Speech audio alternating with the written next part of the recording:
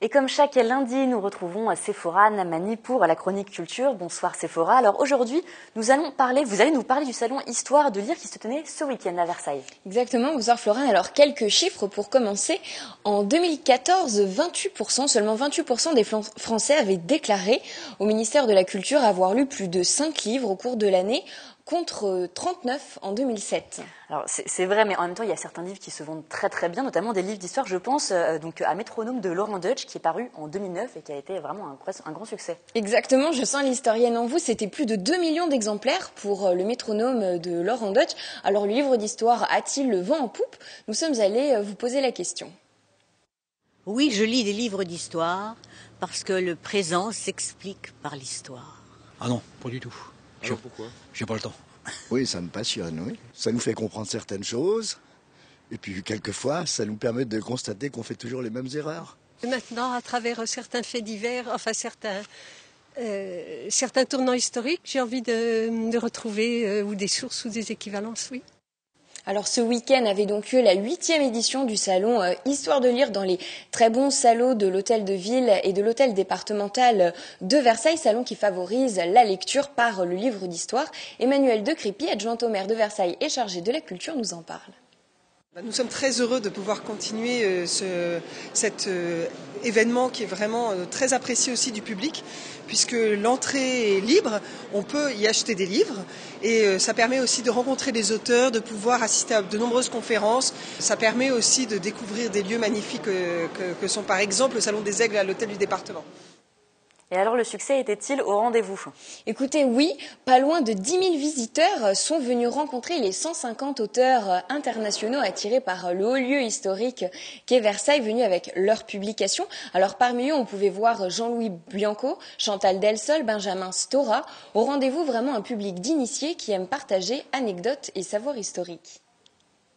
Plus particulièrement celui-là parce qu'il est thématique, donc on sait que les gens aiment l'histoire. Qu'on est dans une ville d'histoire. Il y a le temps aussi pour parler avec les gens, il n'y a pas trop de monde. C'est un public généraliste intéressé. Au moment des dédicaces, quand on parle avec eux, ils vous apprennent parfois des choses. On a des discussions quand même qui peuvent être constructives, qui se passent simplement le bonjour, au revoir, c'est pour qui. Et en plus de l'espace habituel, il y avait également cette année une nouveauté avec l'espace BD.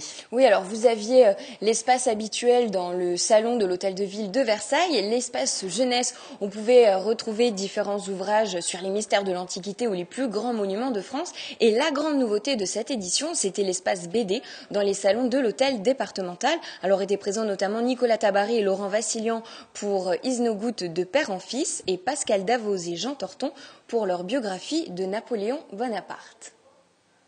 Comme disait Napoléon lui-même, un petit dessin vaut mieux qu'un grand discours. Alors là, on parle aux yeux, on parle à l'oreille, on parle, voilà quoi. C'est un peu comme le cinéma.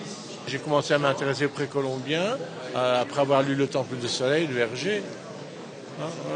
Oui, c'est sûr. Il y a beaucoup de gens qui sont intéressés à l'histoire après avoir lu les Alix de Jacques Martin. Ça, oui, évidemment, c'est sûr.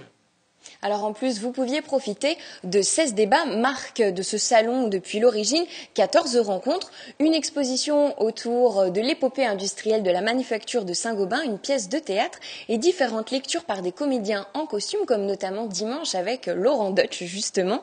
Et c'est vraiment cette richesse de programmation qui fait la force de ce salon, vrai rendez-vous aussi bien pour le public que pour les professionnels.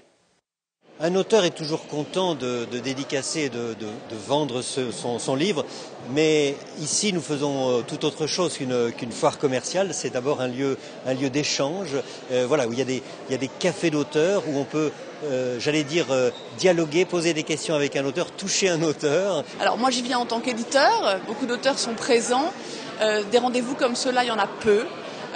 Avec vraiment beaucoup de lecteurs, beaucoup de fidèles, des conférences de qualité et puis des salons qui sont à la fois identifiés, c'est-à-dire l'histoire et l'unique rendez-vous proposé. Je pense que c'était la forte idée de ce salon, on en manque, le tout public pour tous généraliste n'a parfois du coup pas de colonne vertébrale. Autant de façons d'aborder le livre d'histoire autrement et peut-être, pourquoi pas, de retrouver le chemin de la bibliothèque. Merci beaucoup Séphora. On vous retrouve mercredi à 18h30 pour Kiosque, le magazine culturel.